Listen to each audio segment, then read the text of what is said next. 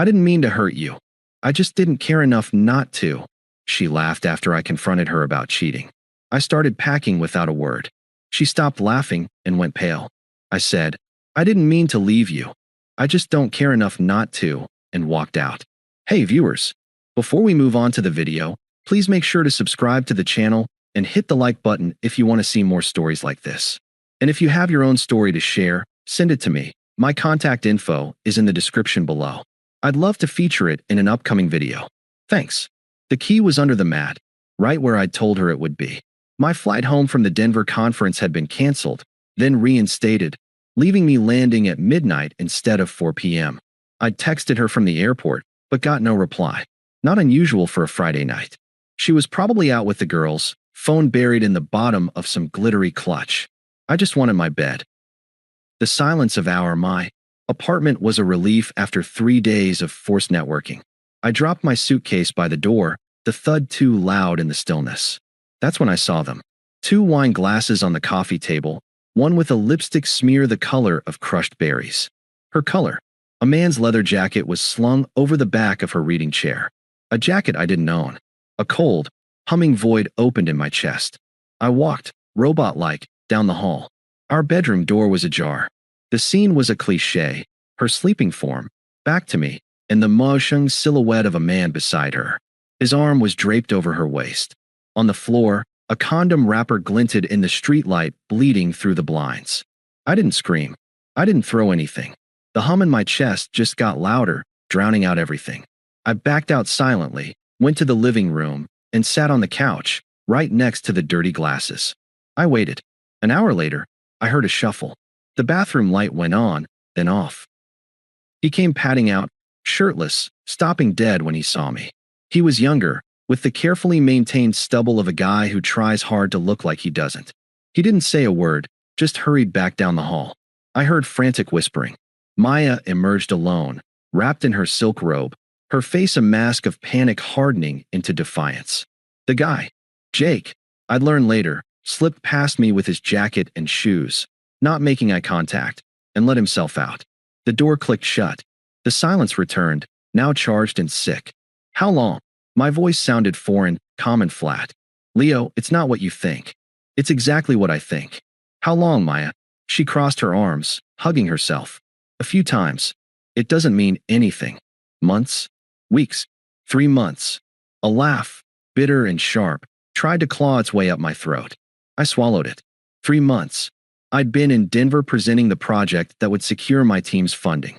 The project I'd worked late on for weeks, the one she'd called "Your Boring Spreadsheets," with a teasing kiss.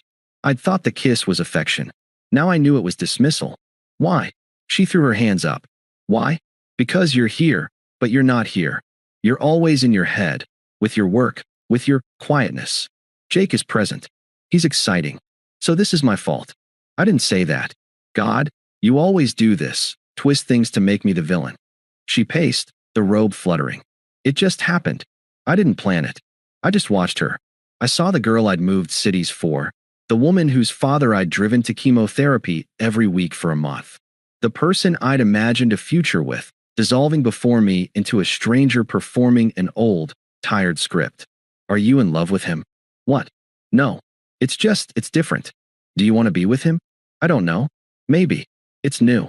I need to figure it out. I nodded slowly. The hum was crystallizing into a single, clear note. Okay. Okay. What's okay? She looked confused, like I'd skipped a page in the argument she'd rehearsed. You should figure it out. I stood up and walked toward our bedroom. The bedroom. Where are you going? Her voice sharpened, chasing me. I didn't answer. I went to the closet and pulled out my old duffel bag from the top shelf. Then I went to my dresser. Socks, boxers, t-shirts, jeans. I packed methodically, folding nothing, just placing them inside. What are you doing? She was in the doorway now, her voice rising an octave. I moved past her to the bathroom. Toothbrush, razor, deodorant. The spare contact lens case. I dropped them into the DOP kit. Stop it, she demanded, following me back into the bedroom. Stop this right now. Are you seriously packing a bag? You're going to leave? Over this. I unzipped my suitcase from the hallway, the one I'd lived out of for 3 days, and started transferring the contents of the duffel into it. Work clothes. Dress shoes. My portfolio. Leo, talk to me. It was just sex. You're being ridiculous. I finally turned to look at her. The defiance was still there, but it was cracking at the edges, revealing the panic beneath. She couldn't control the narrative if I refused to read my lines. Just say something, she shouted, the words bouncing off the walls. I took a slow breath. The clear note in my head was a command. Do not engage. Just go. I need to understand, I said, my voice still that terrible, even calm. So you're saying you didn't intend to hurt me? No, of course I didn't intend to. God. She let out a frustrated, nervous sound, a half laugh, a scoff. It was meant to diminish me, to frame my pain as an overreaction to her casual transgression. I didn't mean to hurt you. I just didn't care enough not to. There it was. The core of it, polished and offered up with a shrug. Not malice, but absolute, trivial indifference. My love, my trust, our 5 years, they weren't worth the minimal effort of caring enough not to break them. Something settled in me then. Final, like a heavy bolt sliding home. I turned back to my suitcase and zipped it shut. The sound was definitive. I picked it up, hefted my laptop bag onto my shoulder. I walked toward the front door. Her confusion had morphed into real fear. She planted herself between me and the door. Wait, you're actually leaving? Just like that? Where will you go? I stopped, looking at her. Really looking. The woman I loved was gone. This was just the vessel she'd left behind. I saw the pale cast of her skin, the widening of her eyes as she realized I was not performing a tantrum. This was an exit. I didn't mean to leave you, I said, my voice low and perfectly level, a mirror held up to her own words. I just don't care enough not to. The last shred of color drained from her face. Her lips parted, but no sound came out. The laugh was gone, the defiance erased. She just looked hollow. I stepped around her, my movement gentle but irrevocable. I opened the door. I did not look back. I stepped into the hallway, pulling the door closed behind me. It didn't slam. It clicked shut with a soft, final sound, like the lid of a box being closed on something that was already dead. The hotel room smelled like citrus-scented cleaner and emptiness. I'd chosen the cheapest one near the airport, a place designed for transients. I sat on the edge of the stiff bed, my suitcase and laptop bag beside me like loyal, silent dogs. The humming in my chest had subsided, replaced by a vast, quiet static. I felt nothing. Not anger, not sadness. Just a hollow, resonant absence, as if the core of me had been surgically removed and I was left observing the empty cavity. I didn't cry. I just existed. I ordered a club sandwich from room service at 2 a.m. and ate it methodically, tasting nothing. I watched infomercials until the sun came up, the cheerful hosts a bizarre soundtrack to the end of my life as I knew it.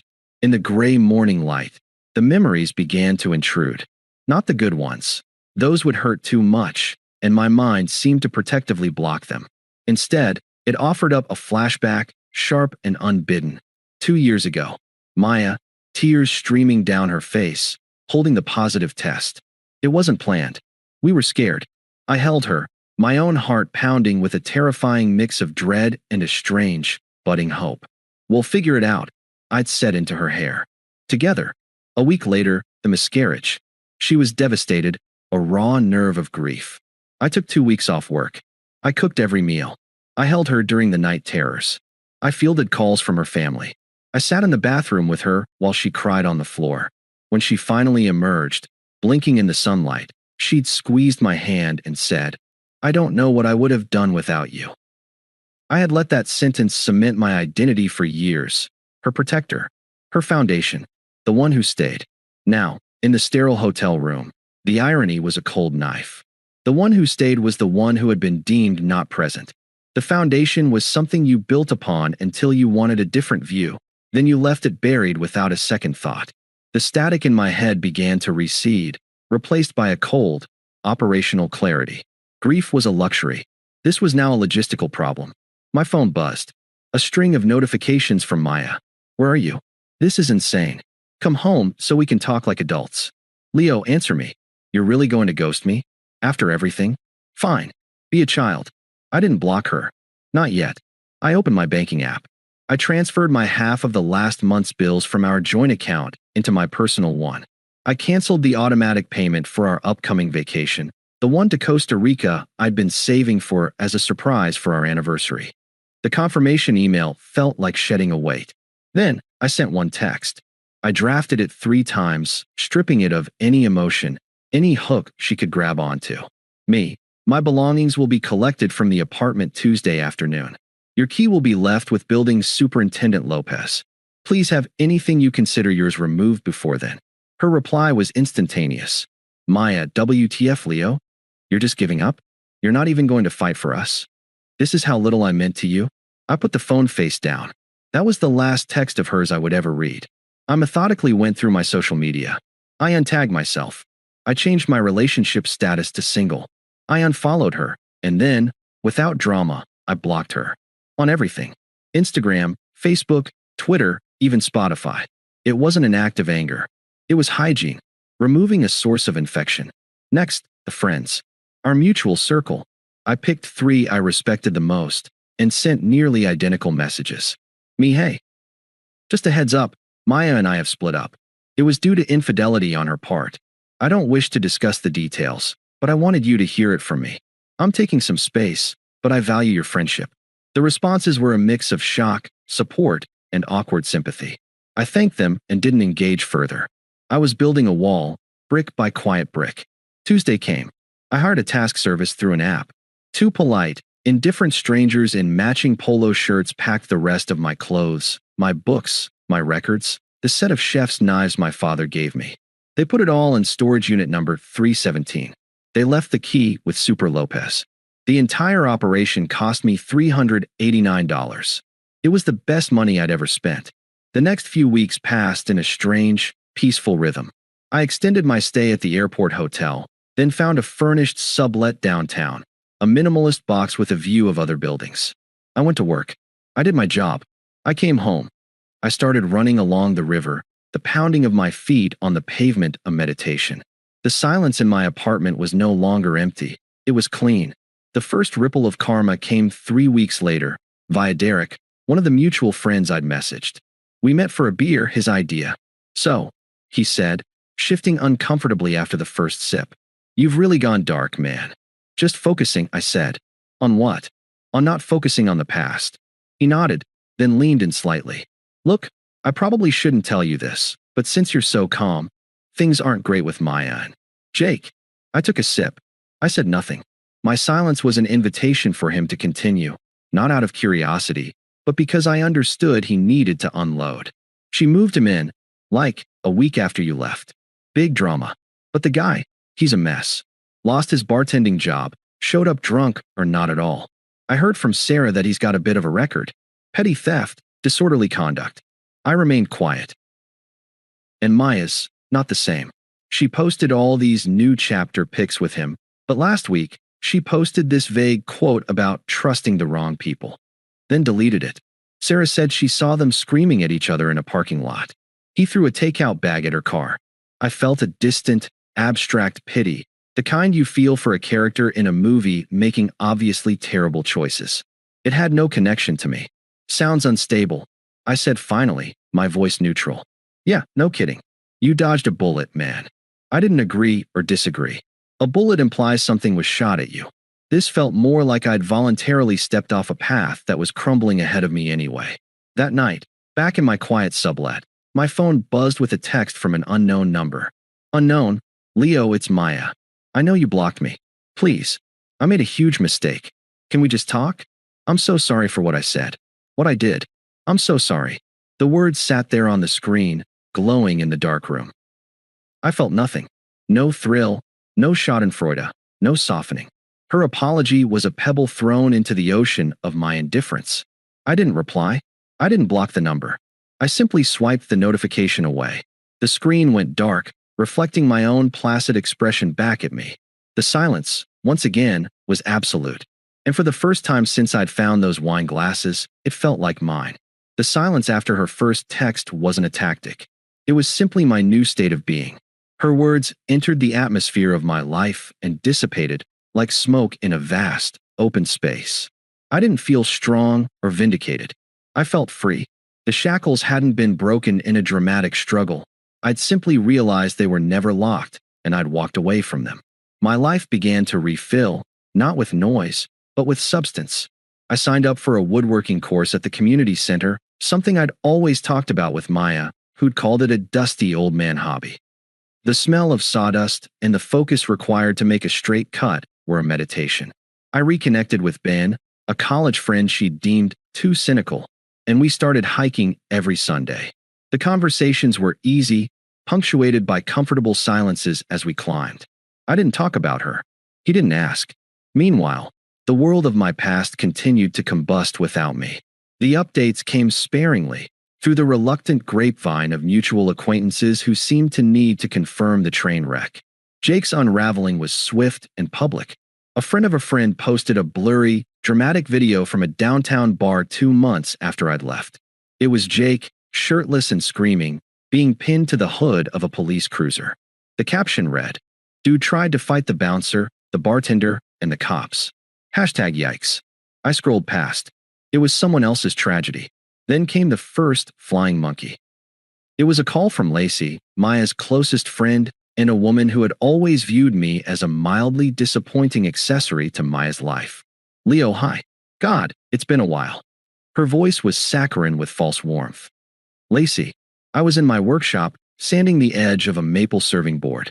Listen, I'm calling as a friend to you both. I know what Maya did was unforgivable. I didn't affirm or deny. I kept sanding." The rhythmic swish-swish was a calming counterpoint to her voice. "But she's really in a bad way. That guy, Jake? He was a monster. He maxed out her credit card. He gave her a black eye before he got arrested. She's devastated and alone. Swish-swish. She's learned her lesson, Leo. A really, really hard one. I think if you just heard her out, it might help her heal. She still loves you, you know. She's just so lost." I put the sander down. The wood was smooth under my fingertips. "I appreciate you reaching out, Lacey," I said, my voice even. "But my decision is final. I hope she finds the support she needs." The subtext was clear, from someone else. There was a long pause. My politeness had disarmed her script. "You're really that cold?" she finally said, the sweetness evaporating. "I'm that resolved," I corrected gently. "Take care." The next attempt was more direct. A voicemail from Maya's sister, Chelsea, a woman whose approval I'd spent years fruitlessly chasing. "Leo, it's Chelsea. Look, I never got involved in your guys' stuff, but this is too far. She messed up, okay? People make mistakes. But you abandoning her completely when she's at her lowest? That's not the man I thought you were. That Jake creep is in jail where he belongs, but she's the one doing life sentence in her own head. Have some compassion. Call her." I deleted the voicemail. The man she thought I was a fiction, a placid, accommodating figure who existed to stabilize her sister. That man was gone. The final, desperate data point came not through a person, but through the digital haze. Out of morbid curiosity one slow evening, Ben pulled up Jake's public court records on his laptop. There it was, multiple charges from the bar fight, plus a previous warrant for violating a restraining order from another ex-girlfriend. The man was a pattern, not an anomaly. Maya hadn't traded up for excitement.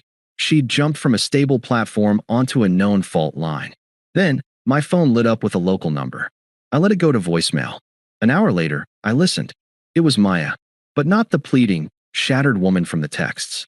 This voice was raw, ragged, and crackling with a fury that had finally broken through the victim facade. "You know what, Leo? Fine. You win. You're the perfect, stoic martyr. I get it." Her words were slurred, either by drink or tears. "I'm the villain. I'm the crazy bitch who ruined everything. But you were never capable of real love, were you? Real love forgives. Real love fights. You just leave. You're a ghost. A fucking pleasant, polite ghost. I lost everything. Everything. And you can't even pick up the phone to tell me I got what I deserved? You're a coward. A cold, heartless coward. I'm better off. Do you hear me? I am better off." The message ended with a muffled crash, like something being thrown. Then sobbing. Then a dial tone. I saved the voicemail. Not out of sentiment, but as a reminder. This was the authentic core, once the performance of remorse failed to get a reaction. This was the anger of a person who believed their consequences should be someone else's responsibility to alleviate. The last vestige of any softness inside me petrified, turning to stone. She had shown me her truth twice now, first in her indifference, then in her rage. I believed her both times. That weekend, I finished the maple serving board. I oiled it, and it glowed, the grain rich and deep. Ben came over, and I grilled steaks. We ate off my new creation. As we sat on my sublet small balcony, the city lights twinkling, a deep, unshakable peace settled over me. The noise from my past was a distant, fading echo. Here, in the quiet present, I was building something real. One straight cut, one calm day at a time. The stage was set. The final act wasn't mine to perform. But I knew, with a certainty that felt like fate, that she would try to drag me back into her play one last time. And I knew, with even greater certainty, that I would have no lines left to speak. 6 months to the day after I walked out, I was waiting for a court-to-do at the Grind, a coffee shop near my new office. The sublet was gone. I'd leased a modern, airy apartment with a view of the river and space for a proper workshop. The maple board had been the first of many projects. The silence there was my own, filled with the music I chose or the satisfying quiet of creation. Ben was running late, so I'd ordered first, scrolling idly through architectural plans for a custom bookcase on my phone. I was at peace, not the fragile quiet of the hotel room, but a solid, earned tranquility. The bell on the shop door jingled. I glanced up out of habit. It was Maya. She stood frozen just inside the doorway, silhouetted against the gray afternoon light. She looked diminished. The vibrant, careless woman who'd laughed at my pain was gone. This woman was thinner, her shoulders hunched inside a coat that seemed too big. Her eyes, scanning for a seat, landed on me and widened. A kaleidoscope of emotions twisted her features: shock, hope, a frantic calculation, deep shame. I watched it play out from a distance, as if observing a curious animal. I felt nothing. No pulse spike, no cold flush. Just a mild, observational interest in what she would do next. She walked toward me. My table was by the window, a small two-top. There was no escape route for her, no ambiguous approach. It was a direct line. Leo. Her voice was a scrap of sound, rough from disuse or crying. I gave a single, slow nod. Maya. She flinched at the neutrality. It was worse than hatred. You look really good. It was true. The running and the woodworking had leaned me out. The constant tension she'd brought into my life had evaporated from my face. I looked rested. Thank you, I said, as if she'd complimented a stranger's tie. Can I? Her hand gestured weakly to the empty chair across from me. I'm waiting for a friend. Not a no, not a yes. A simple fact. Just for a second. Please. The please was brittle. I inclined my head, a minute concession. She sat, perching on the edge of the chair like a bird ready to flee. Her hands twisted a napkin from the dispenser. She looked at my hands, my face, my coffee cup, anywhere but directly into my eyes, which held only a calm, unblinking focus. I don't even know where to start. She took a shuddering breath. Everything fell apart. Everything. What I said to you that night. It was the worst thing I've ever said to anyone. It wasn't true. I was trying to hurt you because I felt so guilty. I was a coward. I listened. I didn't nod, didn't encourage, didn't interrupt. I was a lake absorbing a pebble. It sank without a ripple. Jake, he was a con man. An abuser. He took money. He hit me. She said this last part quickly, as if testing it as a key to my sympathy. My expression didn't change. He's in jail now. For a long time, I think. And I'm so alone. My friends, they don't get it. Lacey just says, I told you so. Chelsea is sick of my drama. She gave a wet, pathetic laugh. I'm in therapy now. Really doing the work. I am. She finally looked up, her eyes searching mine for a crack, a flicker of the old Leo, the protector, the one who absorbed her pain. She found only a polite, impenetrable surface. I've relived that night 1,000 times, she whispered, tears welling. I was an idiot. A cruel, selfish idiot. I threw away the best thing I ever had because I was bored and stupid and he gave me cheap attention. I am so sorry, Leo. Not just for cheating. For the words. For making you feel like you were nothing. You were everything. The barista called my name. I stood, collected my court-to-do from the counter, and returned to the table. I didn't offer to get her anything. I took a slow sip, the rich bitterness grounding me in the present. This moment, this closure, is there. She gathered her courage, a desperate hope lighting her tear-streaked face. Is there any chance? Even for a coffee, just to talk? Not now, but sometime? I'd understand if you hated me forever, but maybe we could find a way to be civil? Or, I'd take anything. Just a chance to show you I'm not that person anymore. This was her final play. The full vulnerability, the admitted fault, the promise of change. It was a good performance. It might have worked on the old me. I set my cup down with a soft click. I looked at her, really looked, and saw not the ghost of my past love, but a sad, stranded woman who'd burned her own life down and was now smelling smoke on the wind of mine. You told me the truth that night, Maya, I said, my voice low, even, and perfectly clear. You didn't care enough. That wasn't you being cruel. That was you being honest for the first time in a long time. She opened her mouth to protest, but I continued, the steady rhythm of my words a wall she couldn't scale. That truth gave me the clarity I needed to leave. It was the only gift you gave me in those last months. I paused, letting the brutal kindness of that statement settle. I don't mean to hurt you by saying this, but that same truth means I don't care enough to revisit it, to relitigate the past. There's nothing for us to build from. There's only ash. Her face collapsed. The hope guttered out, leaving a hollow despair. So that's it. You don't feel anything. I feel peace, I said. It was the most honest and devastating thing I could have told her. I genuinely hope your therapy helps you find yours. At that moment, Ben pushed through the door, spotting me. He gave a quick wave, his eyes flicking to Maya with brief, neutral recognition before looking back to me, a question in his raise of his brows. I gave him a small, genuine smile, one she hadn't seen in years, and turned back to her for the last time. My friend is here. I have to go. I stood, picking up my coffee. Take care of yourself, Maya. It was the kiss-off of a stranger. A polite, terminal farewell. I walked to the counter to meet Ben. I heard the scrape of her chair, a choked sound. I didn't turn. Ben clapped me on the shoulder. You good, man? Never better, I said, and I meant it. Ready to go? As we walked out into the crisp afternoon, I didn't wonder what she was doing. I didn't feel her stare on my back. I was already gone, had been for months. The man she was begging for no longer existed. He had walked out one night, and in his place stood someone she would never know. Someone who had built a life, piece by steady piece, on a foundation of quiet dignity, far away from the noise of her consequences. The last thread was cut, not with a shout, but with a quiet, definitive truth. And the silence that followed was finally, completely, my own.